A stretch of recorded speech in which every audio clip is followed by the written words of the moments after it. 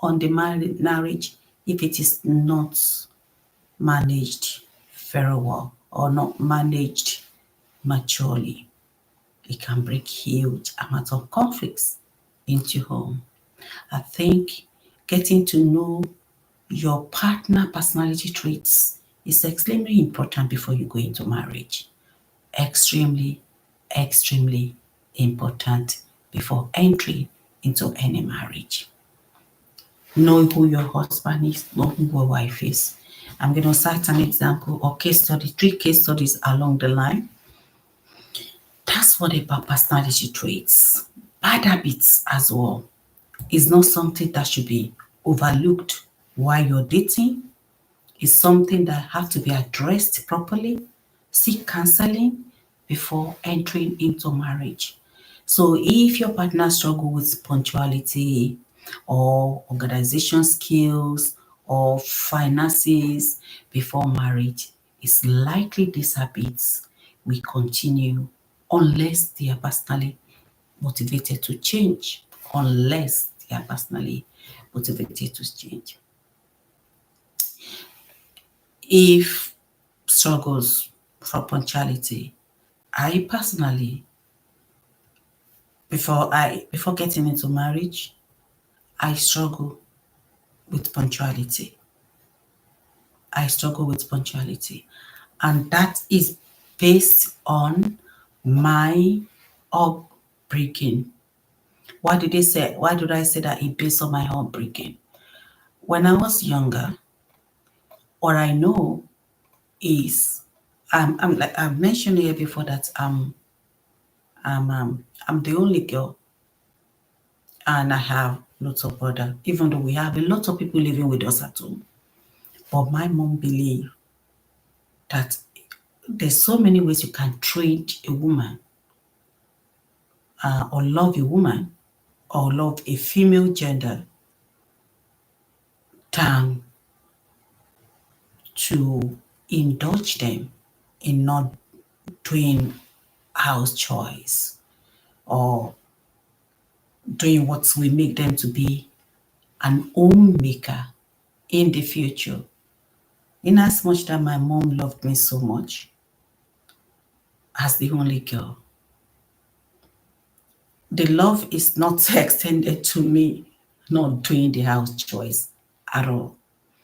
We have a lot of people living in the house. When I was growing up, talking about me when I was growing up, even though we were so many in the house, but my mom will make sure that I do house chores.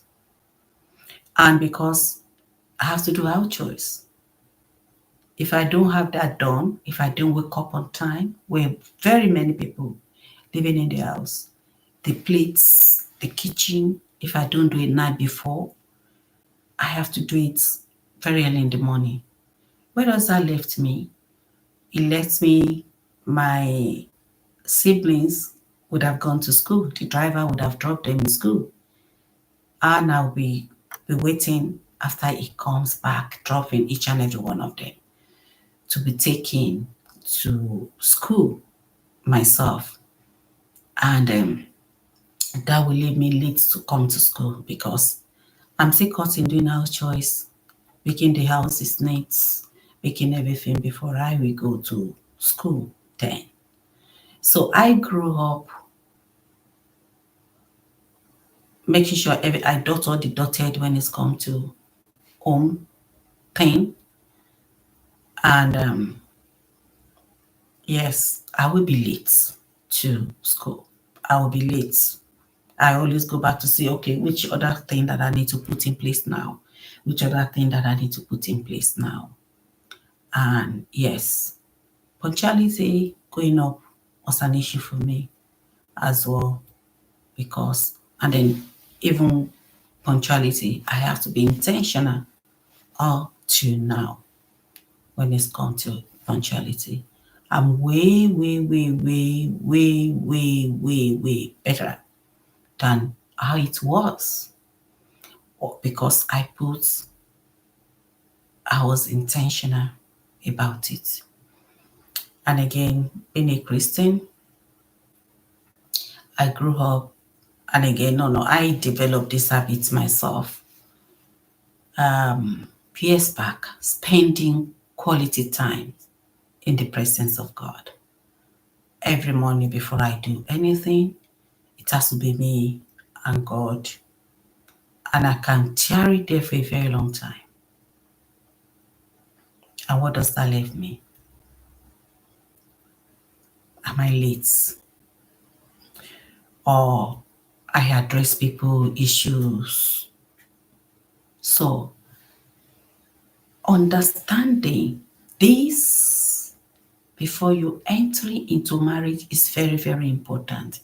It's enough to bring issues into your marriage.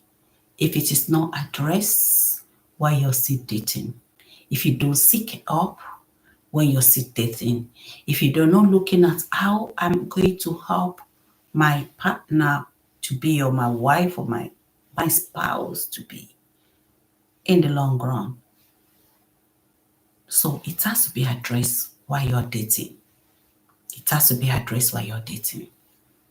Organization skills is very, very important as well. Okay. And finances. Do you save money? Who is capable of saving money? This has to be addressed, and you have to be honest and be truthful to yourself. Hiding this, there's no point hiding this fact, because it's going to come up anyway when you're in the marriage. So it's better for you to open up when you're still dating and be able to deal with aspects. Don't overlook it. Say, you will get better. I'm going to teach the person to do it properly. These habits, the habits might take a longer time to change. It will not change automatically. So it's likely that these habits will continue unless they are personally motivated to change it. It has to be an intentional effort to make this work, to change this behavior. I was intentional. I know I have a tendency of not being punctual. And when it's come to money aspects, you'll have to look at, and both of you have to be truthful to one another. I grew up making my own money, younger age, going to school, working, I love hairdressing, doing hairdressing at the side to bring money. And of course, the spouse to be then was abroad. So it's going to send some stipend, which I always save. Yeah. But when I grew up and started living together, that luxury wasn't there anymore. So I had to go to work in the morning. I had to book people to come and do hair at home. I have to do 2 to 3 jobs, or whereabouts. 2 jobs mainly. My main job, which starts like 7:15 in the morning, and I will book people to come and do hair. That's especially when I get to Europe, and so when we start living together anyway, because the money was not. I found out that the aspects of the money wasn't there. I learned how to make my money at a very early age of my life. And I was able to save enough because I always have money in my hand. Like the salon that I was working after work, I was working as an audiologist, and then but I do finish up my audiology grammar audiogram very early, so I have enough time to go to my second job, which was a contemporary hair salon just coming up at the time. So a lot of people always flooded the salon. So I lived by tips. We were so many. It was a very standard, modernized, elegant, modernized household name salon back in Africa then.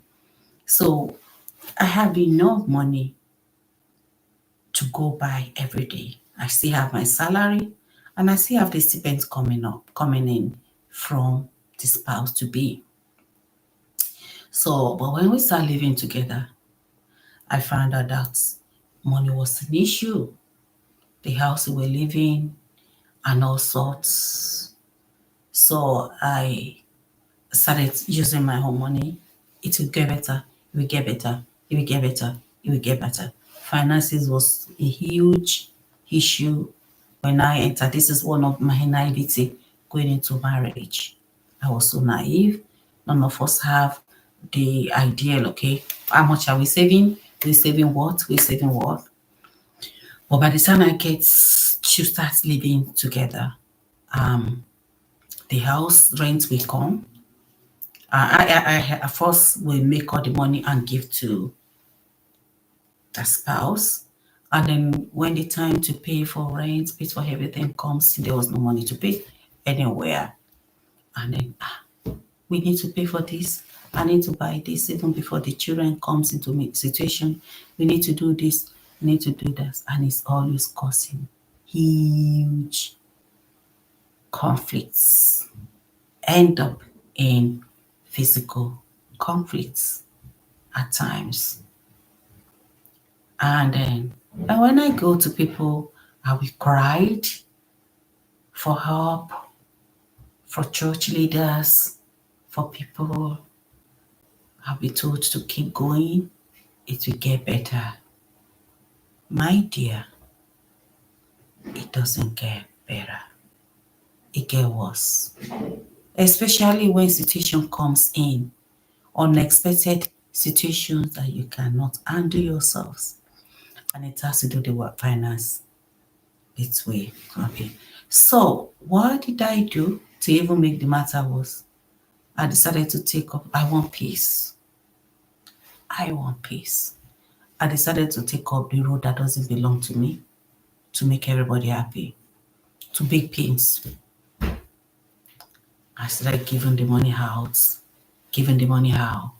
doing whatever. And it comes to stage, I was given the money personally, and then when it is time to pay what we're meant to pay, the bills, the everything, there was no money anymore.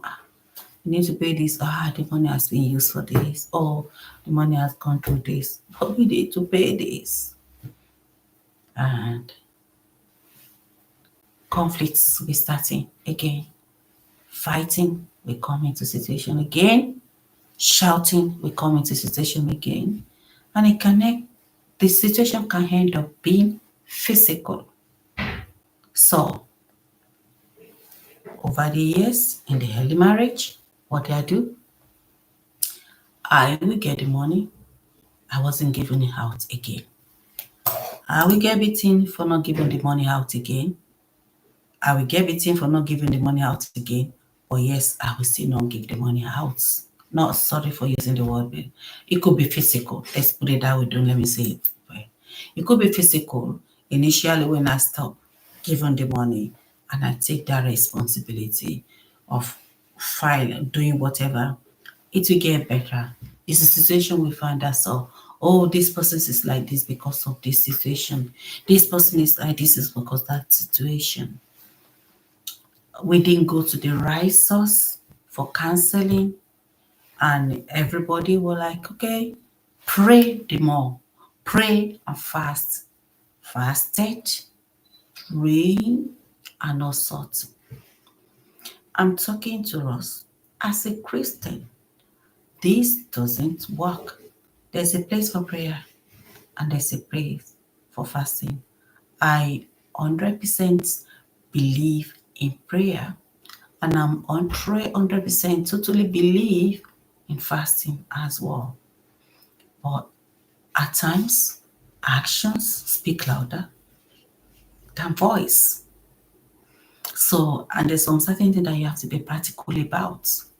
You need to seek help, especially when both of you are in a situation whereby the other person will not listen. You go to God in prayer. That's very, very important. That's the first key thing. Go back to God in prayer. But before you enter into marriage, you need to sort this problem. Both of you have to come to an agreement because, my dear, it's not going to get better. Now, a situation might come in when the children start rolling in into your marriage. All these things will be praying along in the marriage, in the sight of the children. The home will be dysfunctional. Is that what you're looking for? All this has to be dealt with before you go into marriage. I'm not saying that being in a marriage, financial access should be on one person alone, especially most people believe that men should take the responsibility of bringing money on the table. I'm not saying that. I'm not saying that. Even if it is 60-40, even if it is 20-80,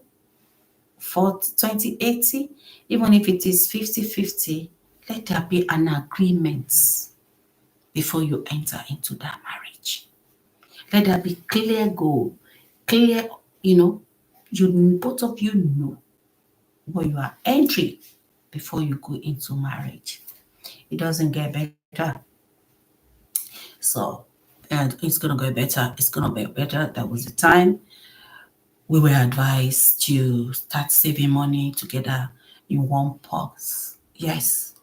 And we decided that I was putting money into that pot. In my head, it's not gonna work. First, I know that because I was putting money initially in the marriage into the same purse.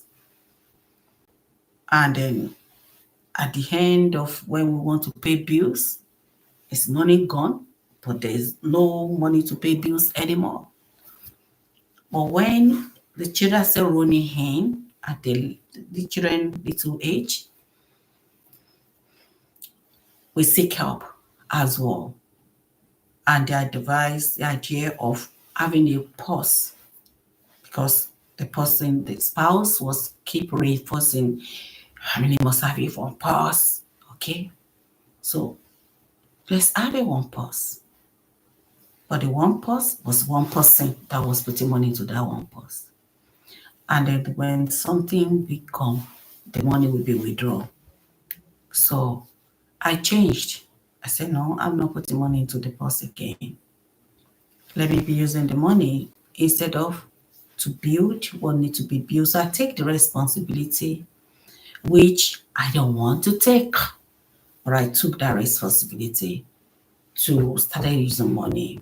I don't want to raise dysfunctional children. I don't want them to be seeing us arguing about the money. Of course, the affect that aspect that the money is being used all the time by me or taking that responsibility, still taking effects or plan on the marriage. But at least things were getting done in my life, in the life of the person and the life of the children. So do not thinking that's bad idea, especially when you're married and when you're dating and your both of you like I said, I learned making money by myself because my dad was late when I was 15 and then my mom was a clergy woman. So I need to help in the family. So I know how to make money. But in last week we talked about backgrounds. The background where my spouse then was coming from, they were well to do. He doesn't have to work. The money was on the table. He had never worked before we go. When we're dating, it's always my dad's mom, money, you know. So the reality of making money by oneself, setting and letting go of that money was difficult. So this has to be addressed before you go into marriage.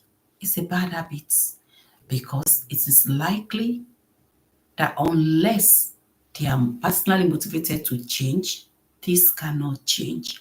It will cause huge amount of problem in their marriage, can lead to separation, it can lead to death, and it can lead to what?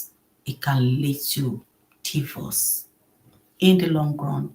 If you don't address this and get to know each other, what is doing and what am I bringing on the table as far as finance is a huge amount of thing that broke home.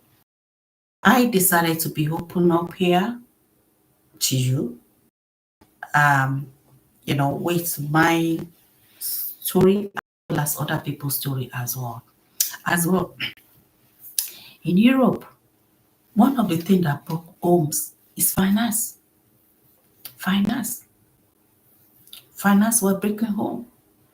Some people, child benefits breaks home. There's so many that I won't be putting out there now because it's a social media. But we have to be very, very careful. The percentage of home, high percentages of home that broke is due to financial breakdown. So we need to understand this before we enter into marriage. Then again, commitment to personal growth is very, very important. Hoping that marriage will make someone more spiritually committed, ambitious, or health conscious can lead to frustration if this didn't change, if this change and prioritize for them. I'm one of those people. Spiritually, I was really, really spiritually inclined. I mentioned that I grew up in church, and my spouse to be then was spiritually inclined. To my best knowledge, of course, again, this is my naivety as well. But my spiritually inclined, I cannot compare. I grew up in church. I love God. I fear God. I do all that I think that I need to do to make God to be obedient. But there are some parts that I'm ignorant about, I've been ignorant from, but I still do them, because I was ignorant of that. And of course, it has an effect in the future as well. So praying has never been a problem. I grew up in a praying home. So both of you must be spiritually committed. This is the first thing we discussed on this episode. We're talking about this Christian approach to marriage. Both of you must be on the same page or understand each individual stage in marriage before you enter into that marriage. Is extremely very, very important. And again, open that marriage, she will get closer to God. It will get closer to God. One of the big issue, one of the big shock that I found at my early stage of marriage is we're not commune together. It took us 2 years to have a child. The child didn't come all the time, didn't come initially.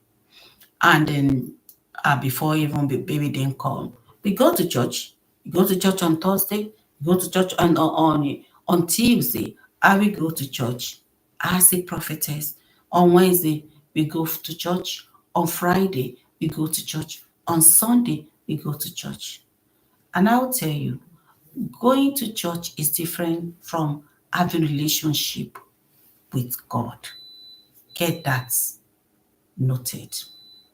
When you have a relationship with somebody, a true relationship with somebody you love, truly love, you know that person. You know what takes that person. You know what make that person happy. You know what will make that person not happy. And you want to stick to that because you don't want that relationship to ruin. It's different from, I know this person. We're going out together. We're staying together. We go together. You can be a church goer and don't really know God, just like somebody that doesn't even know the physical appearance of their parents. You must have that relationship that both of you are on the same page. Having a relationship with God or with God, it's more than going to church. It's you and God. In the morning, in the afternoon, in the night, reading your Bible, talking to Him, doing all sorts of things. And as a family, both of you have to bring that relationship together in the marriage. Like both of you have to know God.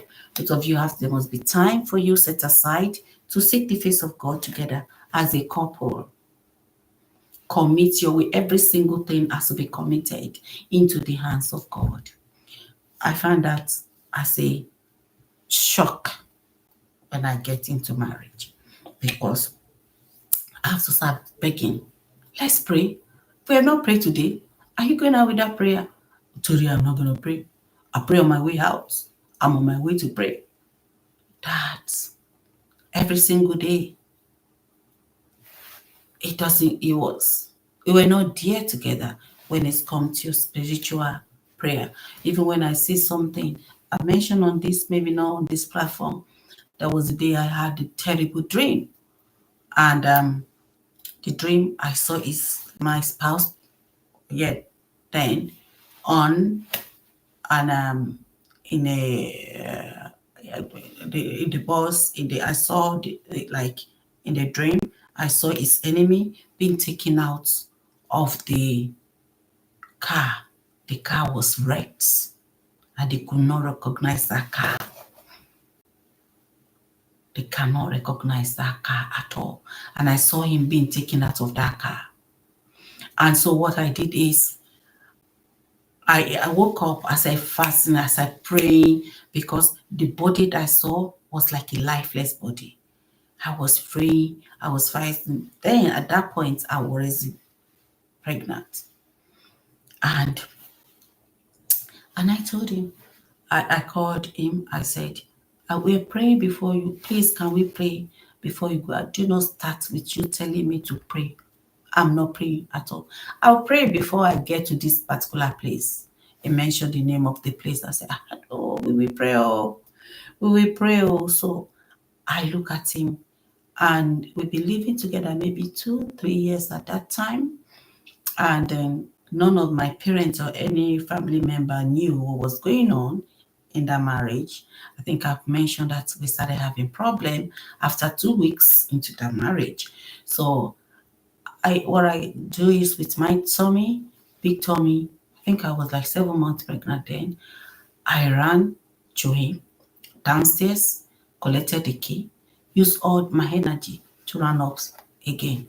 And I closed the door and I said, you're not going anywhere unless you pray for me. Just pray with me. Stay at the door and just be saying this prayer. That's all I want. That's what I wanted. So, and he said, no. So for the first time, my mom was called. And the way I was talking, my mom was changed. Was like, no, give the phone to Nikki. I said that an introvert might not be, it was difficult for me to undo conflicts because I didn't have that conflict aspect as a background. So I don't know how to undo it. And because I have a very soft voice, what I can do is to observe. So my mom was on the phone. He had already called my mom, and then the extension, he called the downstairs, and we have an extension in the bedroom. Called, and I paid the call.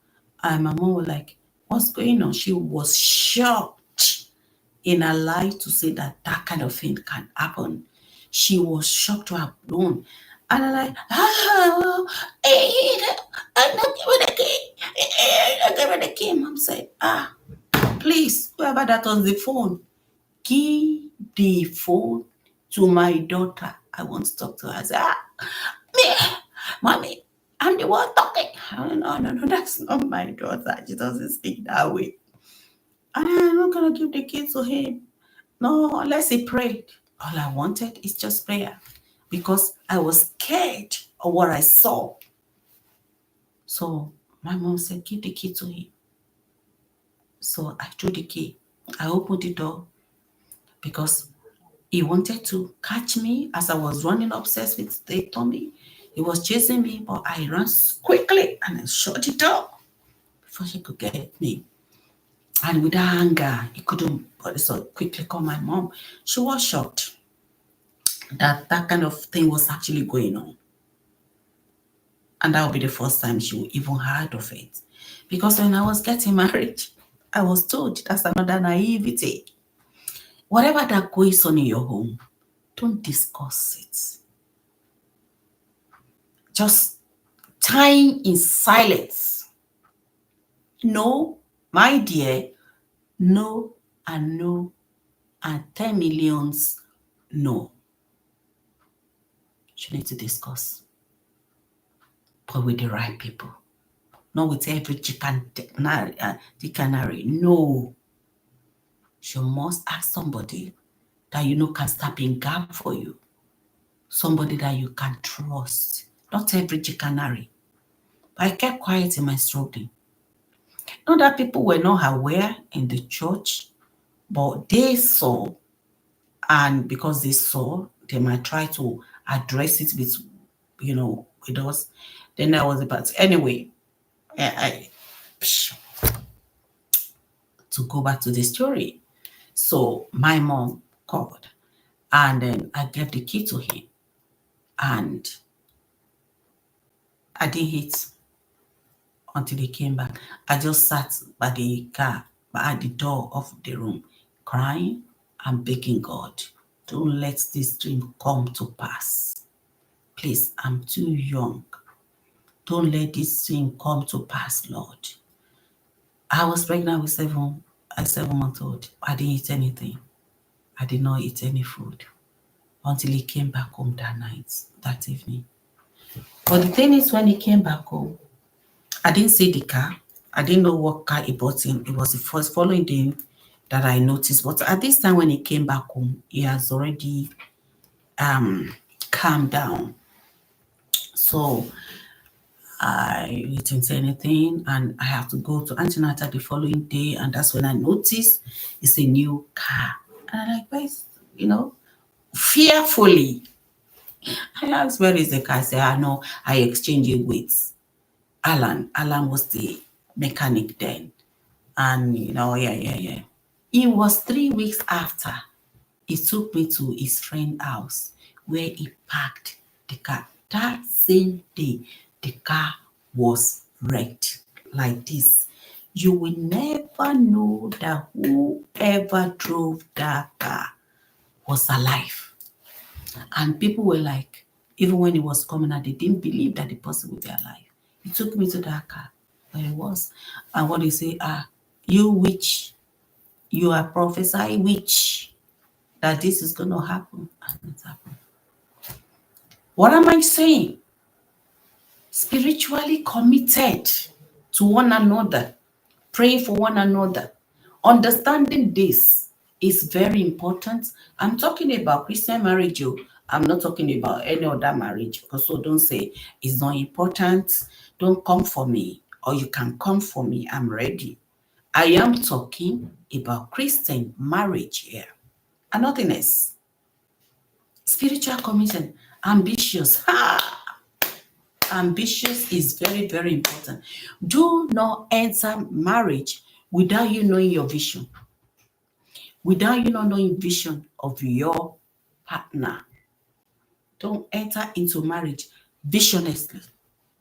You must know vision. You must know your own ambitions. Your husband, both of you have to table it on the table.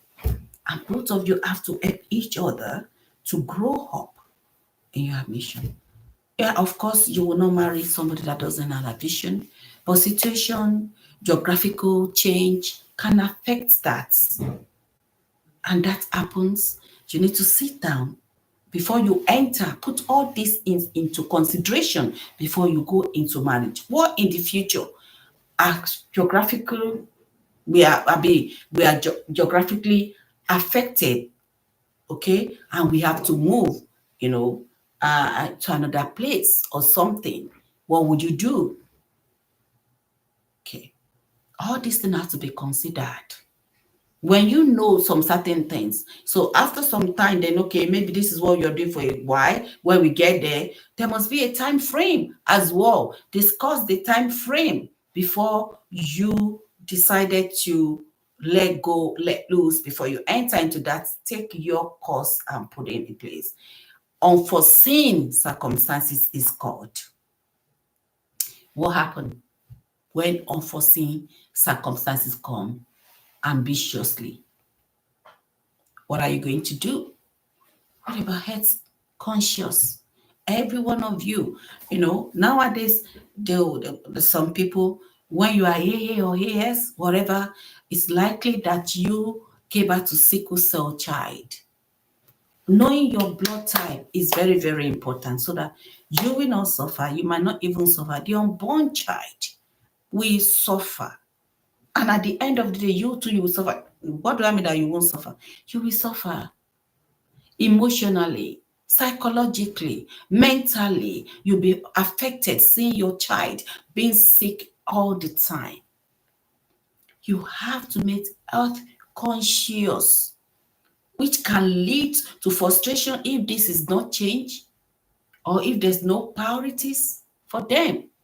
You need to prioritize them. All these things. You have to understand, if you have a manageable health condition, open it up. The one that will stay with you will stay with you. The one that will not stay with you will not stay with you.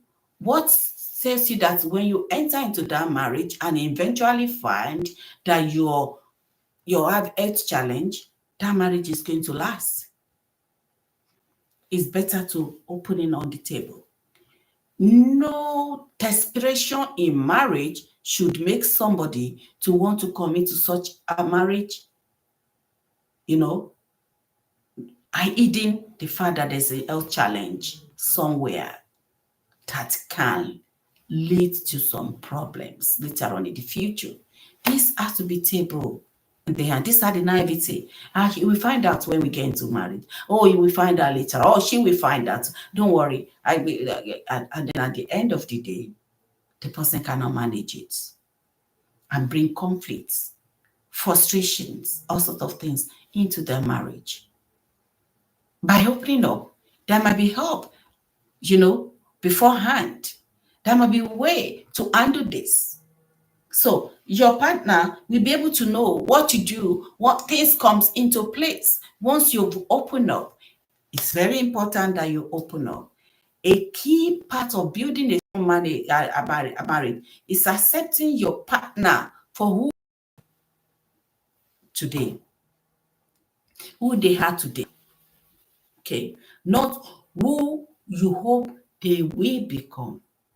That doesn't mean that growth and changes are not important. The importance of acceptance. Let that person accept you. I've seen somebody telling me, oh, one of my younger, let's say one of my children asking me, Mom, I was, hello, are we not talking? In fact, one of the reasons why I'm doing this is because I have girls, I have women. They're not girls anymore, they're women. They're above 20s. So, into marriageable age. So, and then all this born out from helping the younger generation as well to cope, to learn. Many people say, oh, people that's in marriage are the only one that can advise you about marriage. Let me tell you, marriage is not a criteria for good behavior. It's not a criteria from good personality. It's a criteria for your choice. A good person fall into hand, and a bad person can actually get a good marriage. It's not a criteria at all. Because you're having issues in your marriage doesn't make you a bad person. If you have that notion in your head, for those people, I'm just digressing here, take that out of your head. In fact, a lot of good people are having a lot in their marriage. Because what? Indulgence. Because of what? Is it indulgence? There's one word I want to use there now. If it comes, I'll mention it. Taking for granted for their being good. You can be taken for granted. So don't let anybody say, you're not a recipe. Oh, they are calculating people that have been in a marriage for 100 years together. And they're looking at those people that have not married. This is a, they will cut it, they will put you, they will subtract you, they will stereotype you, they will prejudice you because you're separate, you're not married, you're divorced, you're that.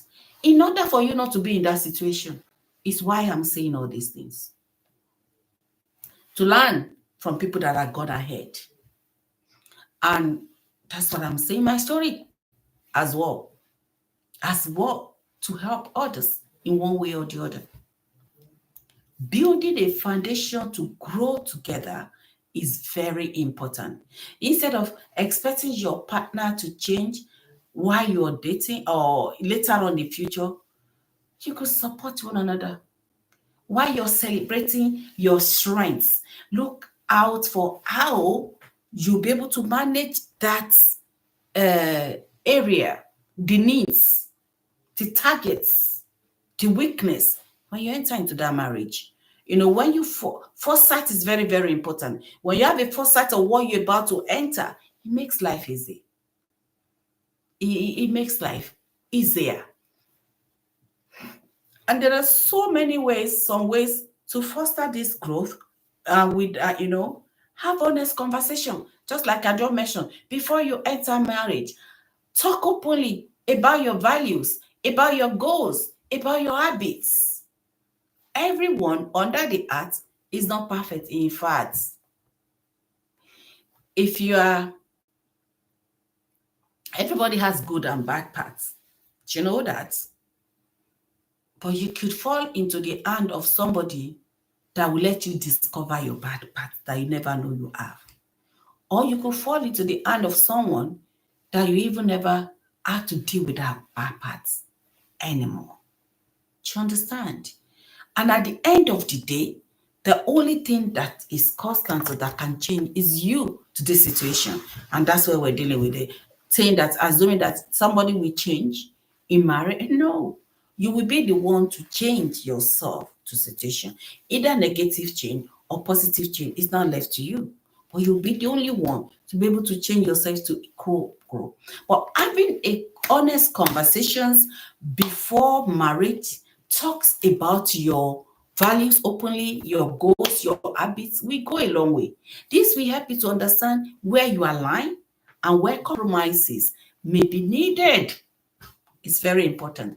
And again, I want to say that focus on growth together is very, very important. But don't enter into marriage with, I don't know, maybe I'm saying it naively or right in that manner, but don't enter into marriage not knowing what you're entering into. Don't. Commit to partners and share growth as a team is very important. Encouraging each other while respecting boundaries is very important. Marriage is a lifelong journey and growth happens over time. Growth happens over time. But how many people are ready for that long suffering? How many people are ready for patience? How many people are ready for endurance? Now,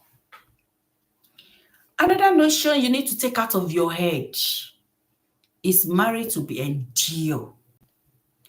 Somebody can still sit on that word and make life an hell for you to live it based on marriage is to endure. You have to endure. You have to endure. Marriage is to enjoy. I put my hand on my chest. It's to enjoy. Not that endurance will not come into marriage. You will endure. You will endure. When you are going through growth, you will endure. When you are going through maybe a change of situation, a change of circumstances, a change of change geographically or something, you will endure. When you are given back to a baby, you will endure. When the children are growing up, both of you have to endure of the growth. Endure the growth. Don't endure abuse. No. Don't endure abuse. Physical abuse, do not endure. Emotional abuse, do not endure. Spiritual abuse, do not endure. Psychological abuse, do not endure. Social abuse, do not endure. Any forms of abuse, do not endure. You may not live to tell this story. And not only you will suffer that abuse, the abuser will suffer, the children in question will suffer, and you will be the major sufferer. It will damage you. Marriage is for love. It's not to be endured in that one manner. When somebody or one of the spouse is trying to abuse you, it's not the situation, it's not the word, it's not the circumstances that is bringing you something into you. It's you that are abusing yourself. It's no. But of course, you can endure stuff that comes to both of you in marriage. You can endure that together in love, in unity, in harmony, in others' arms, to help each other. All this has to be known. I'm gonna say this. I'm gonna finish up this with these two or three stories. Let's look at one scenario. James, I wrote it down here. James and Michael have been dating for 3 years. Jane and Michael. Jane loves Michael's sense of humor and creativity, but often feels frustrated by his lack of organization and punctuality. She believes that once they are married, he will become more responsible and be disciplined, especially since they will be building home and potentially raising a family. I tell you, it doesn't work like that. My punctuality has to be dealt with too. That's why I don't wake up. That's why I just rush into bedroom and come out, because I want to get everything done. That's the way I've been wired. I want to dot everything. When the children were even coming into be business, it became even harder. Because I have to look after the children, do this thing, work. I have to be working. I decided to put the art to work on for my children, because when I enter into marriage, I know that finance is going to be, after some time in the marriage, it wasn't better situation or how we deal with finance. I know that I need to try. I need to go and find a trouser to put on, to add more, what's it called, to my feather, to my whatever, so that I'll be able to do all these things. Initially, my notion is, when you get married, you'll be okay. You'll be working. Your spouse will be bringing. That's my naivety before I enter into marriage. But when reality sets in, I put on trouser for everybody in the family. For everybody in the family, because I do not want my children to lack. And I don't want to say, because they're in the, and that mommy said this, daddy said it, and because mommy said that one. That's why the thing cannot come together. And then that would be another story for another day. It can be used against you later on. That is it, because you know where you're coming, people doesn't know where you're coming. So it's going to be a topic for another day. People say, what is the truth? You know the truth and you stick with the truth. Don't let anybody bend you because you're the only one that know the truth. 2, 3 people know truth. You, devil, and God. Or maybe 4. Yeah, devil. The person might not say the truth. Do you understand? You might not say the truth. But that's the topic for another day. So after the wedding, let's go back to the scenario. James quickly realizes that, Michael's habits haven't changed though. Hey, he still leaves things cluttered around the house, often run late for important commitments. Jane grows increasingly annoyed and feel that Michael isn't taking their marriage seriously. To be honest with you, come to stage in my marriage, the early marriage, that I run away after tidying up the whole thing, and it's still going to scatter. And I do hair, and I go to salon, I do everything in order not to. Anyway, I became clustering.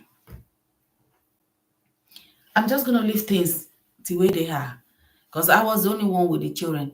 And that was another cause for alarm in the marriage as well. It was a cause for alarm. So James grew increasingly annoyed, feeling that Michael isn't taking their marriage seriously. Meanwhile, Michael feels criticized and unappreciated, which causes tension between them. Their unresolved frustration leads to their frequent arguments, threatening their harmony of their new marriage. What's the lesson here? James' assumption that marriage would change Michael's habits created unmet expectation and disappointment. And instead of addressing this concern before marriage, she relied on the hope that marriage itself would bring change. It doesn't happen like that. Another case study here, addressing expectation before marriage. Sarah and James were engaged and planned their future together. James was passionate about his career and often worked late hours, while Sarah valued quality time and worried this would affect their relationship before marriage. They attended premarital counseling where they openly discussed their habits, their values, and expectations. And during their sessions, Sarah admitted she hoped James would work less once they were married. James shared that while he loved his career, he didn't want Sarah to feel neglected. So they worked together around the work, agreeing that James would dedicate certain evenings and weekend to uninterrupted time together, time alone together. After marriage, they implemented these agreements, though there were occasionally challenges. Their premarital conversation helped them navigate expectation realistically, preventing resentments and building a stronger relationship. What's the lesson on here? By addressing concerns and setting realistic expectation before marriage, Sarah and James avoided the pitfalls of assuming marriage would magically resolve their differences. They are intentionally allowing them to approach marriage with a plan and mutual understanding. Their intentionality allowed them to approach marriage with a plan and with mutual understanding. I want to end with this story. I went to a church program where a marriage counseling program where a pastor was a pastor was invited to talk. From that day, I learned something about background. And my that changed my position, my thinking. But I'm already having issues in my marriage. I'm in the middle of the marriage would like being 14, 15 years at the time. 14, 15 years. It wasn't easy. You see, marriage could be a prison if you enter it, naivety, and it can be a paradise on earth if you enter it with a plan on mutual understanding, with understanding and do things in a right way. So this man preached about, he uses himself as an example for marriage. He was born to a rich home. His dad was well-to-do, very, very rich, but he died when he, the pastor, was maybe 7, 8, between 7 to 9 years old. So all the uncles, all the family members, they said, oh, we will train you. Don't worry, we have your backing. We will train you well. This guy, they collected all the dad's money, all the inheritance, from the boy, and they let go of the boy. The pastor, as a boy, grew up under the bridge, fending for himself. Clothes. If he can manage to get five denomination of the currency, naira in Nigeria, then to where he lives under the bridge, he sleeps under the bridge every day. And from that under the bridge, he sent himself to school. Primary school, finish his primary school, go to secondary school, under the bridge. It was so wide. He has to make money to send himself. And he went to university as well. Along the side, he met with God. Do you understand the background I'm giving you about him? He met with God and he started going to church, committed. Jesus arrested his mind, and so on, so on, and so on. In the church he was going, you cannot just marry anyone anyhow. So before you get married, you have to pray, and it has maybe someone in the congregation or among the church members or something anyway. So God, according to him, told him, this girl is your wife. And the girl as well received the guy. They both received one another, So the courtship started. 6 months to their courtship, there was a day that they were going out in a car. Okay, the background of this girl, there was this, so he grew up in a family of 4. Mom, dad, him, her, and a sister, the 4 of them. The family was very rich. When he mentioned the name of the family where that girl comes from, it was a very notable family, especially in the town where I live. Everybody in that town know. I live in a place where I have like 40 million population there. And this man was well known, the father of the girl.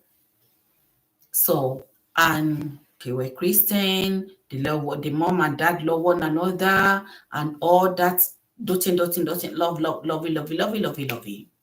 So, 6 months into their relationship, they were driving, they were going out, and the girl asked the spouse to be, her or his fiancé, fiancé. If she has a simple question, do you love me? Hey,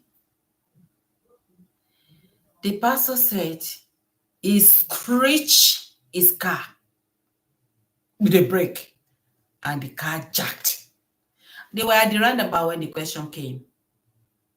And he said he just parked there and screamed from his head, get out of the car.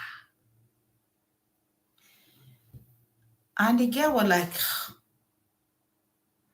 and he said, I left her there and I drove away in anger. He said, love. Hey, he said, love is not something.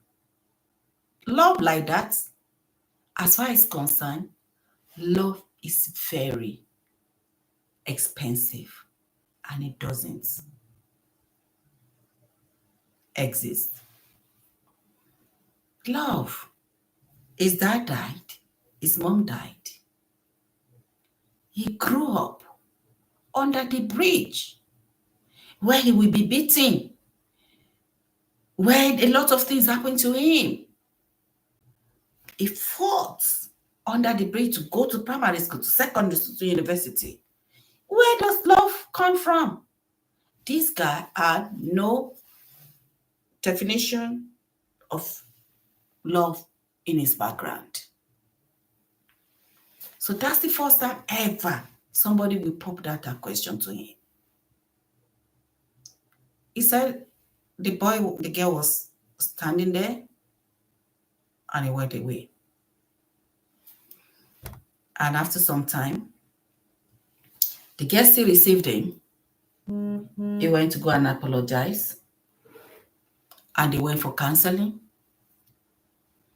And then, of course, along the line, they get to marriage. When they now get into marriage, issues started coming up. The guy said when he's coming home, one shoe will go to London. The other shoe of his leg will go to America. And his jacket, we went back to Nigeria. And while the wife is cooking in the kitchen, after throwing everything away, he's coming home, even not washing his hand, picking the meats and eating. And while he's still eating, he goes, tell me that, just what happened to me today. Bang, bang, bang, bang, bang, bang. The girl is a very quiet lady that grew up in a loving home of dad and mom with all love. With daddy coming home, the mom is by the door to take his husband jacket to give him peck, and then they set the table, they pray on the table, they pray together and eat together. They love one another, they kiss one another, the children love, they get they get so much love from their parents. This is extremely opposite of our background. Most of the time, he will be texting the husband, when are you coming home? So that she can take the jacket and kiss the guy. Even when the guy said, okay, I'm coming home at 5 o'clock. By the time the guy entered the house, this girl, as he opened the door, hello? He's taking the jacket off, walk past the woman. Walk past the woman, throw the jacket, and move away to another side. And the girl didn't even understand what's going on there, And then she heard the fact that she will go to the pot. He will go to the pot and take food. Oh, he's not washed the hand. The food is not served properly. He hasn't garnished the food, set the table. Husband is waiting, reading newspaper.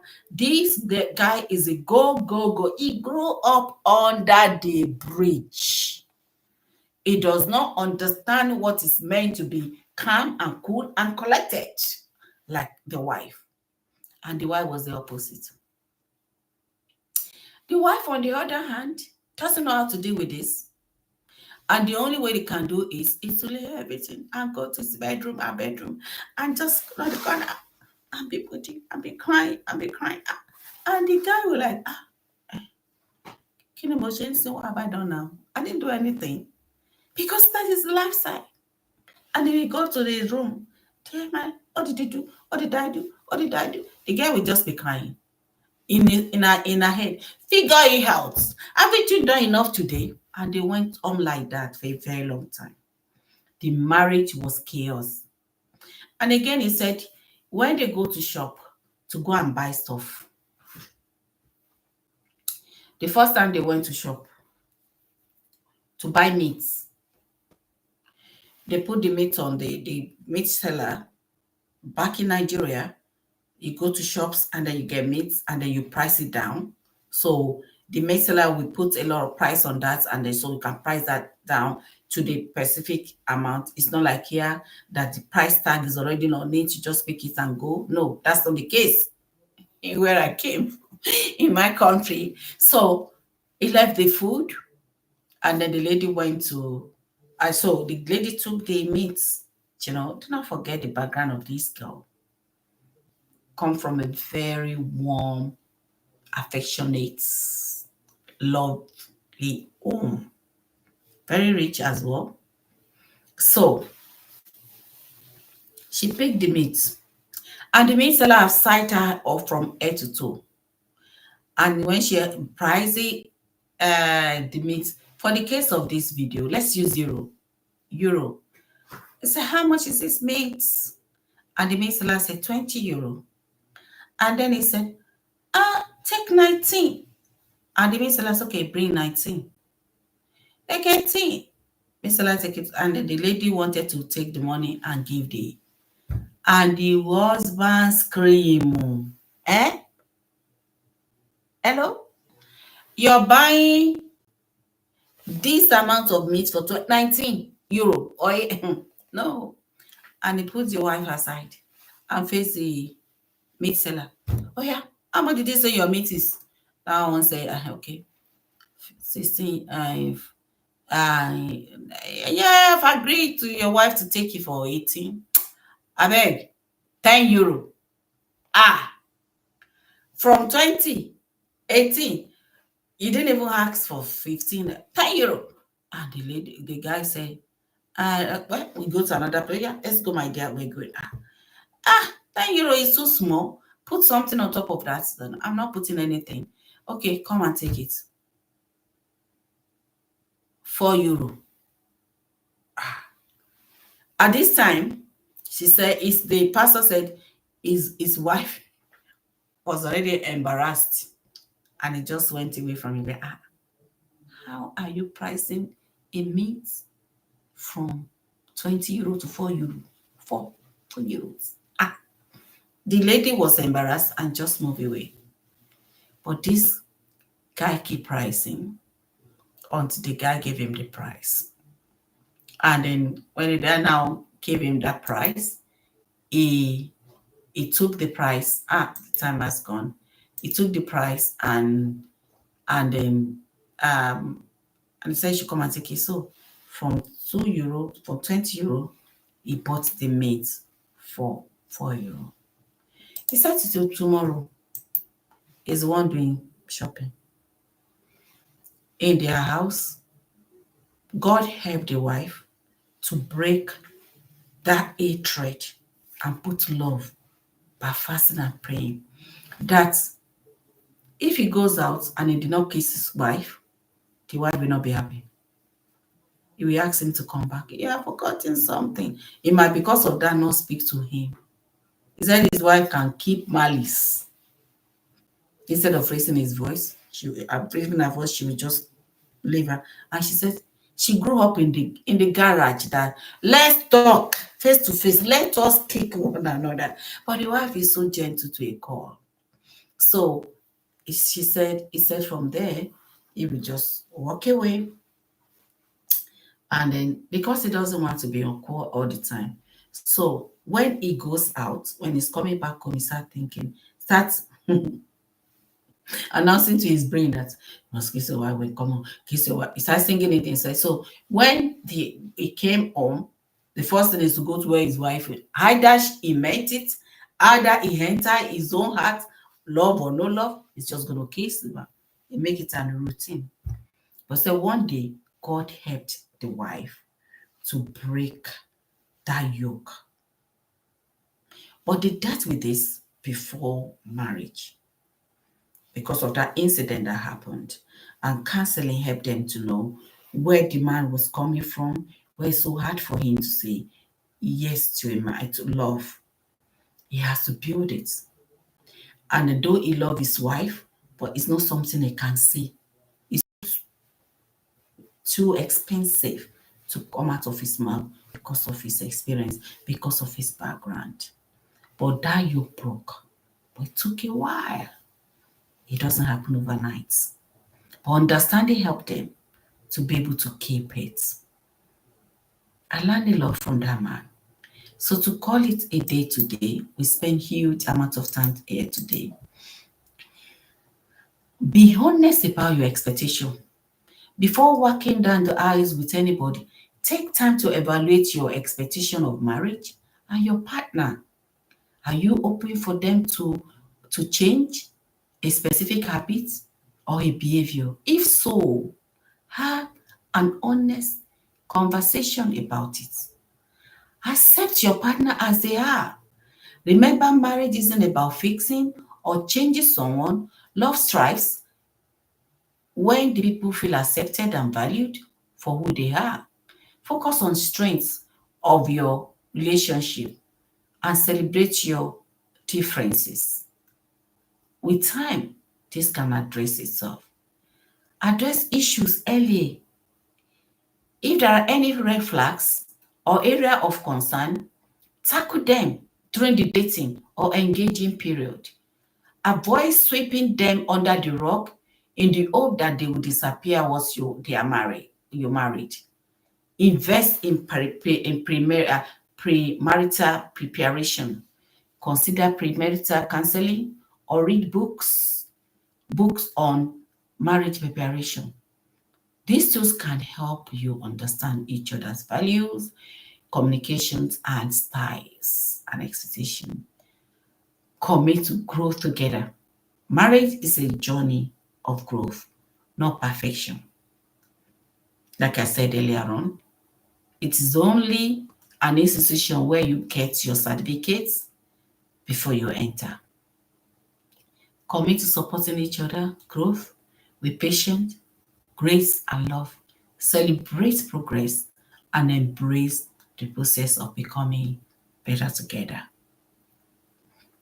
If you're in a abusive relationship, you're in a marriage now, and it's been abusive, please seek help.